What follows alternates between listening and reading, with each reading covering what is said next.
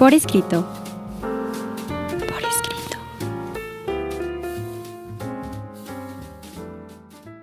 Eleva tus sentidos. Estamos en un programa más de Por Escrito y hoy los saluda como siempre. Mi querido, estoy con ustedes, Cecilia Durán Mena. Sean bienvenidos. Seguimos en nuestro afán de atrapar lectores y escritores para nunca dejarlos ir. Un servidor, Juan Carlos Padilla, también los saluda, no sin antes pedirles que por favor nos sigan a través de todas nuestras redes sociales. Recuerden que estamos en Instagram, Revista Por Escrito, en Facebook Por Escrito MX, en X, @por escrito _. Recuerden que pueden seguir todas las transmisiones a través del video, también a través de nuestro canal de YouTube, Revista Por Escrito, en Spotify Por Escrito. Y pues estamos en la emisión tanto Código Libre todos los miércoles en punto de las 9 de la noche con una nueva transmisión. Y ahora también la emisora del Claustro de Sor Juana. Síganos, por favor. Mi querida Ceci. Mi querido Juan. ¿Alguna vez has temido por tu vida? Juan Carlos, vamos a hablar hoy de un tema muy serio. Vamos a nuestros pretextos literarios. Pretextos literarios. Mi querida Ceci, ¿cuál es el pretexto del día de hoy? Mira, nos vamos a poner serios, Juan Carlos, porque hoy vamos a hablar de periodistas y de literatos asesinados y este afán que ha habido a lo largo de la historia por matar al intelectual. ¿Por qué el intelectual podrá representar un peligro para el poder o para ciertos grupos?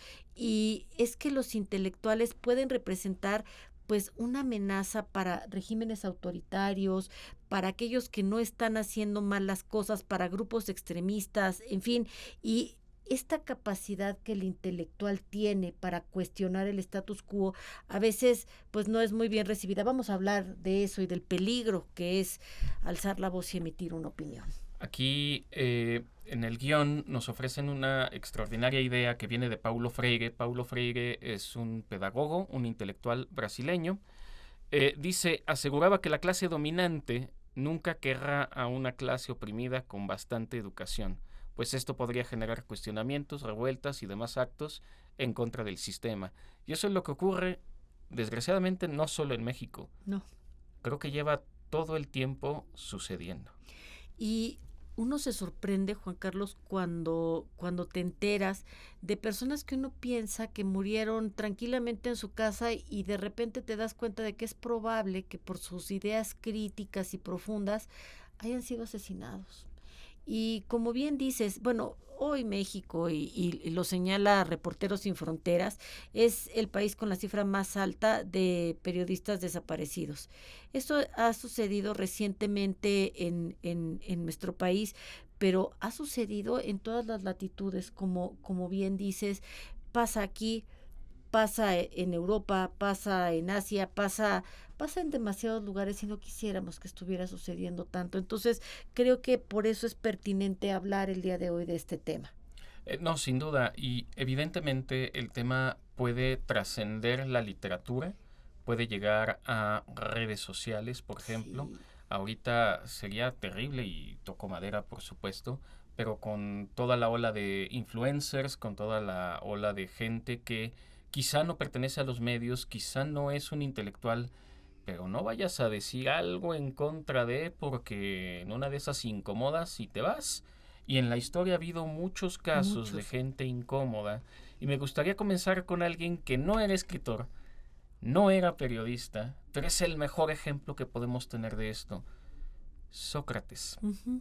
Sócrates, aunque ustedes no lo crean, este viejito que nos retratan de 70 años, que va a ser condenado a muerte, y van a decir, bueno, profe, pero no lo asesinaron. Yo, profe, porque es como si estuviera en clase.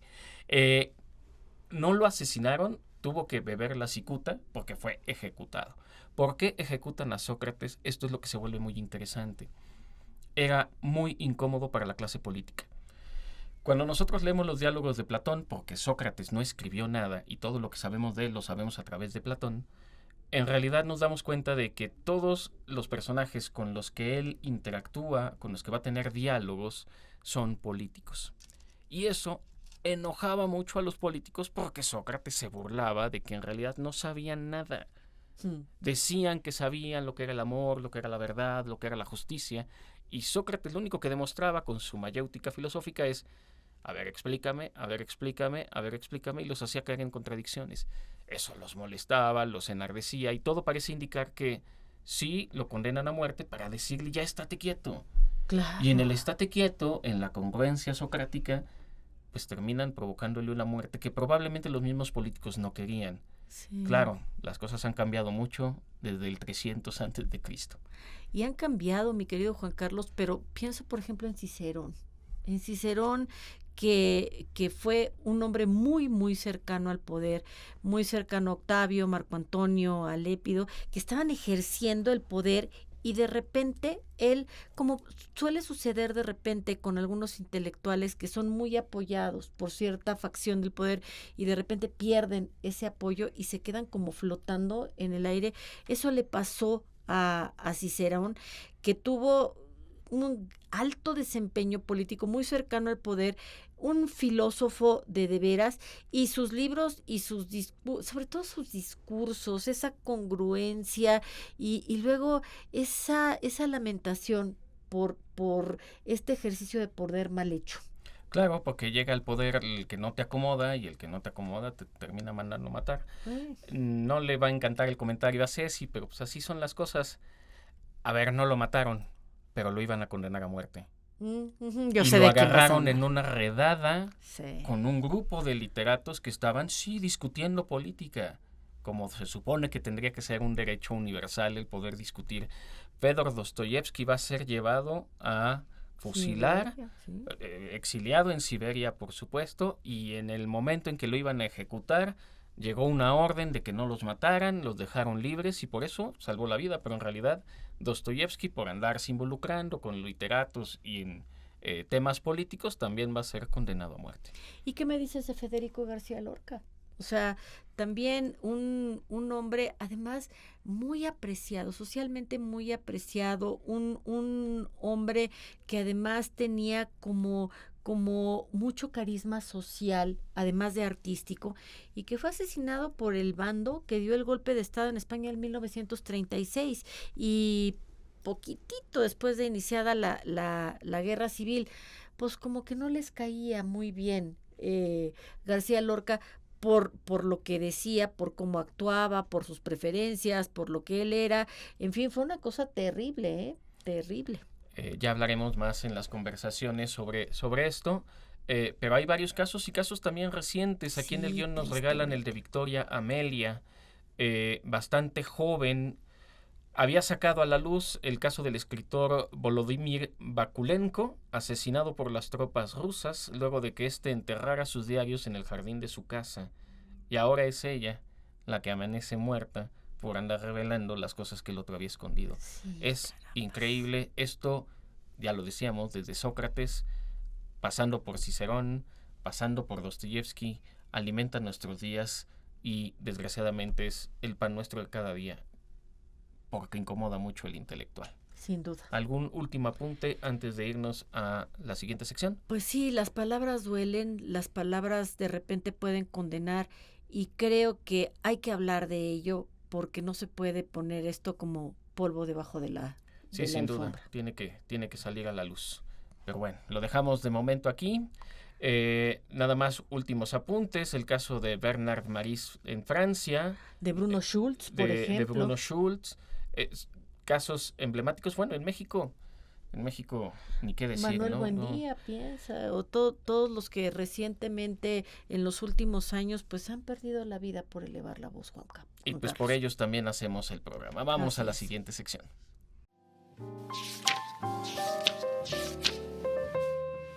Lo desconocido. En esta sección en la que las letras importan, hoy quisiera hablar de Julián Hebert o Herbert. Él se hacía llamar el artista, pero lo escribía con H. Tiene un libro que lo hizo famoso, que es La canción de la tumba, en donde Julián, que es también poeta, cuentista y ensayista, y además es mexicano, asegura que es un artista con H porque el hartazgo es el oficio más coherente en nuestra época. Y es por esta situación que él lleva a reflexionar qué es lo que está pasando en este momento en México con el periodismo. La violencia en contra de nuestros periodistas es algo que no se puede negar. No podemos tapar el sol con un dedo. No puede ser que en México, siendo un país en el que vivimos en paz, sea el país que tiene la cifra más alta de comunicadores desaparecidos en el mundo. Y tiene nada más 31 nombres de personas que ya no están.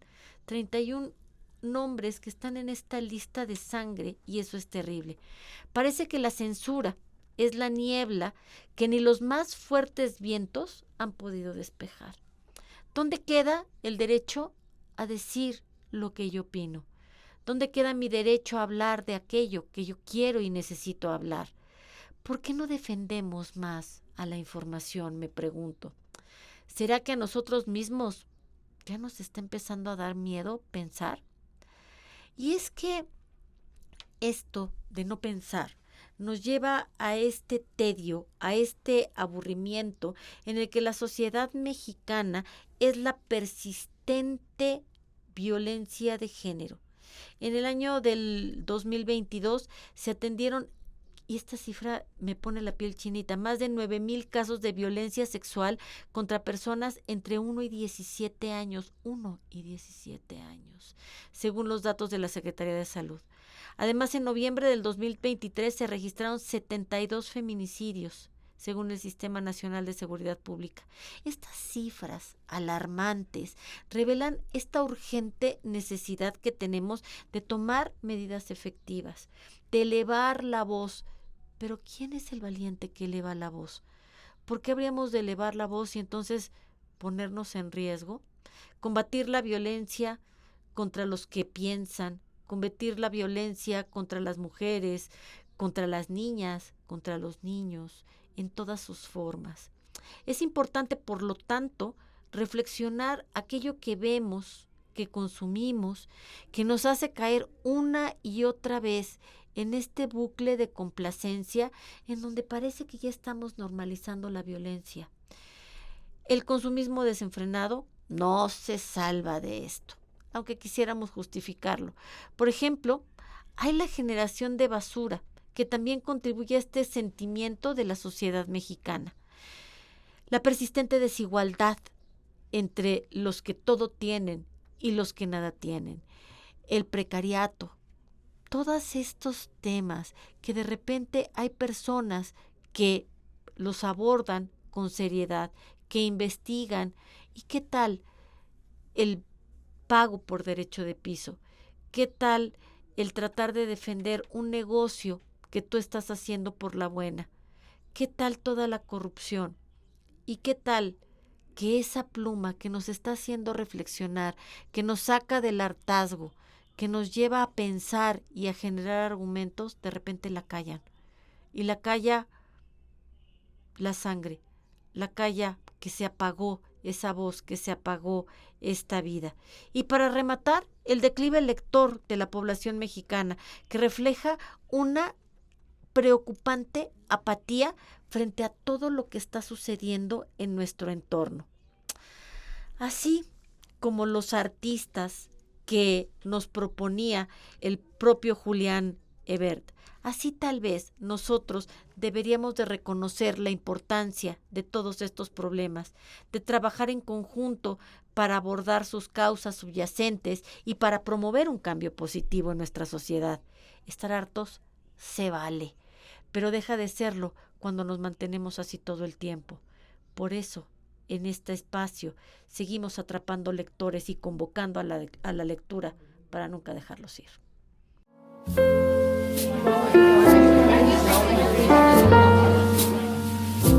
Conversaciones. Hemos llegado a nuestras conversaciones y si me permite, Ceci, me gustaría contarte una pequeña anécdota. Cuéntame. De mis años mozos en la universidad. Nos llevaron en una de estas como cátedras, como pláticas especiales a Leonardo Kurchenko y un grupo de periodistas de Televisa. Entonces el tema de coyuntura, pues estábamos entre el 11 de septiembre, la guerra de Afganistán, en esas épocas, y nos presentaron un libro que se llama Bitácora de Guerra. Wow. Yo me acuerdo que pues en ese entonces, estudiando comunicación, periodismo era una de las cosas que me llamaba, me gustaba escribir.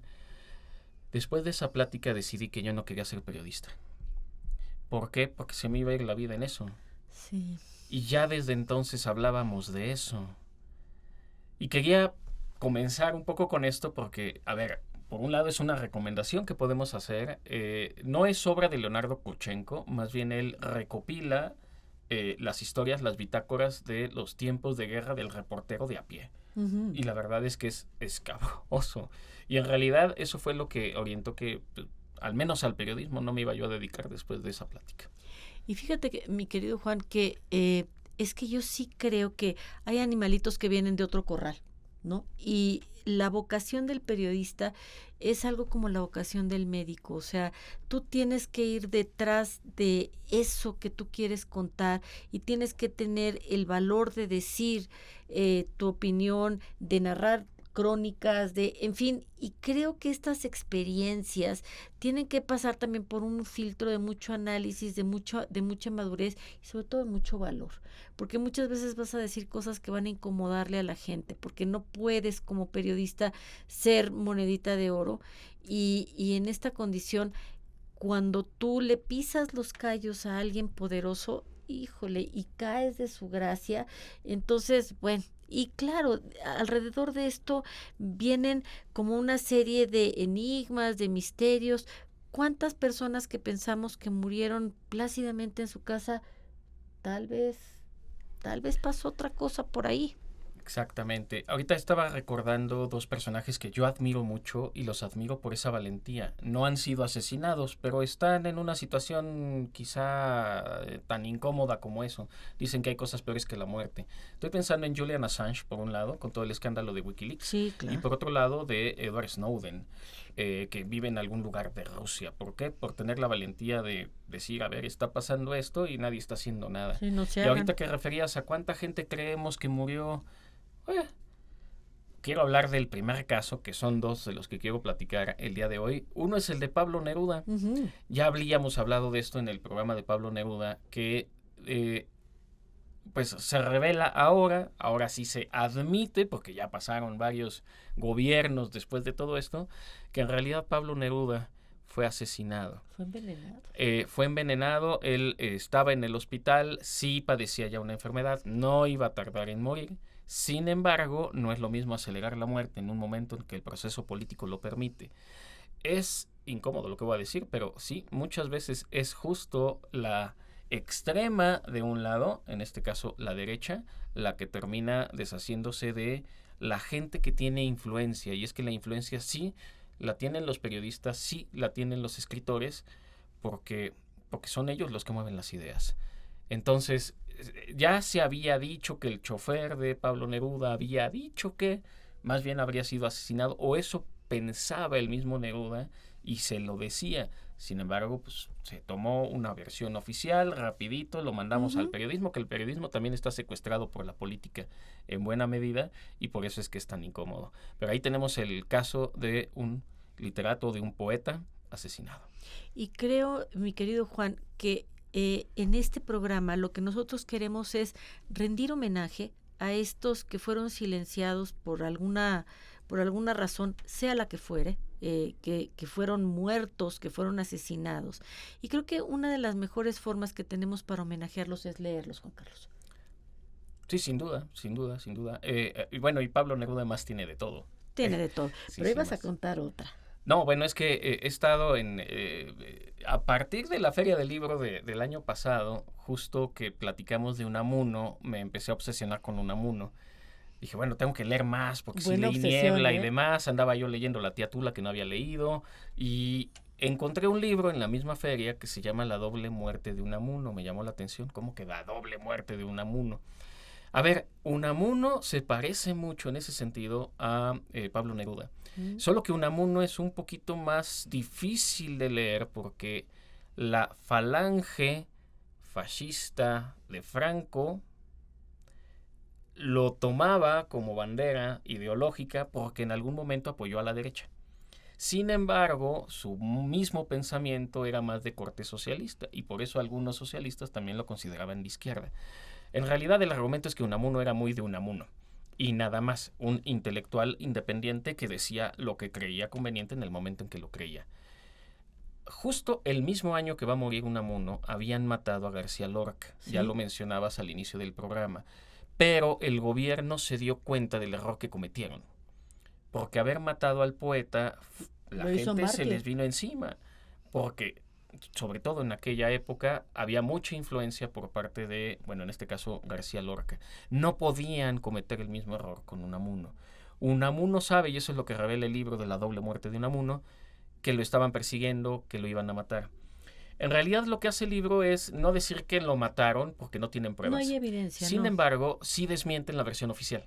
Ujú. Y dicen que es imposible, y dicen que todo fue rápido. Murió el último día del año de 1936.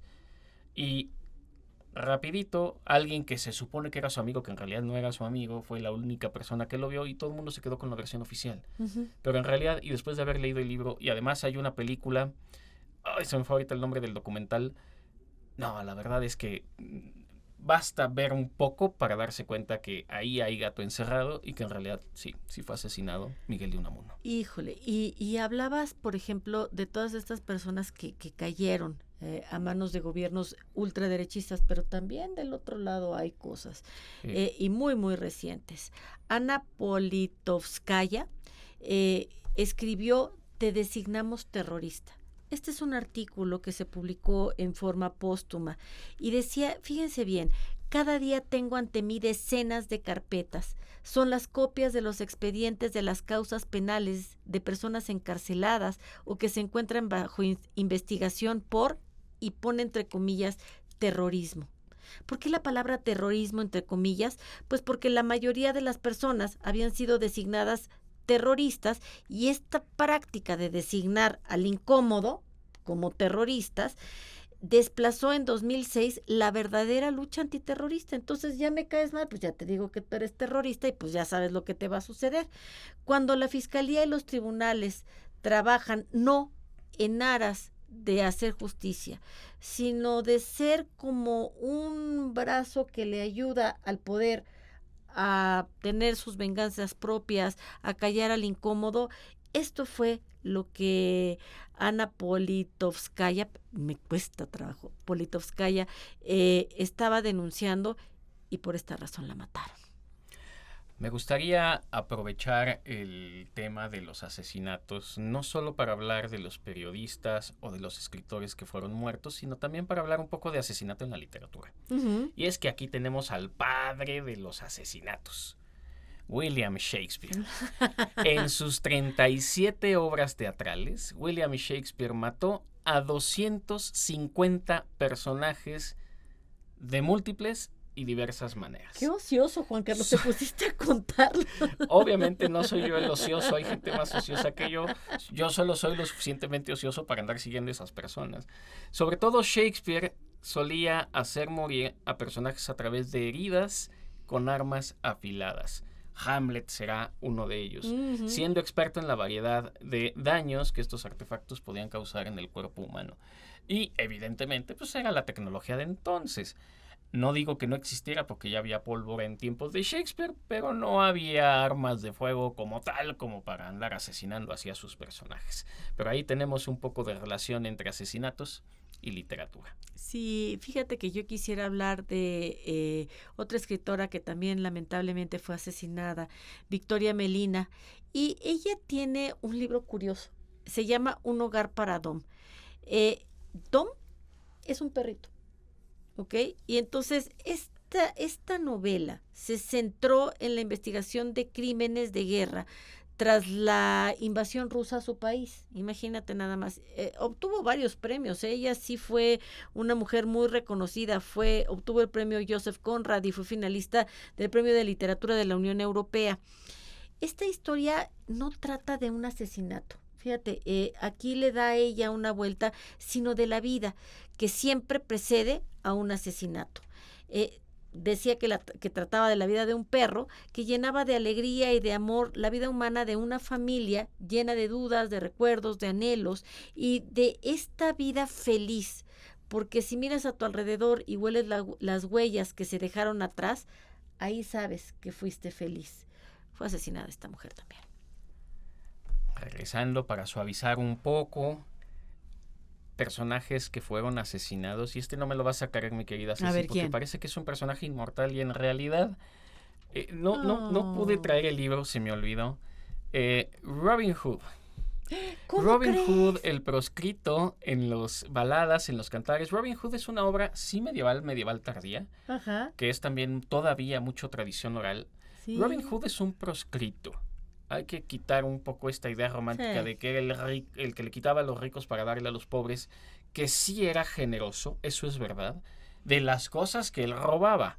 Y solo le robaba a los ricos, no le robaba a los pobres, pero no es exactamente la misma idea romántica que nos han El Chucho vendido el sobre Roto, él. no. Pues Robin Hood se muere. ¿Cómo crees, Lo Juan flecharon Carlos? así de espaldas, o sea, sí fue muy, muy gandalla. Y un amigo suyo, que ahorita no tengo tampoco el nombre, realmente lo va a vengar.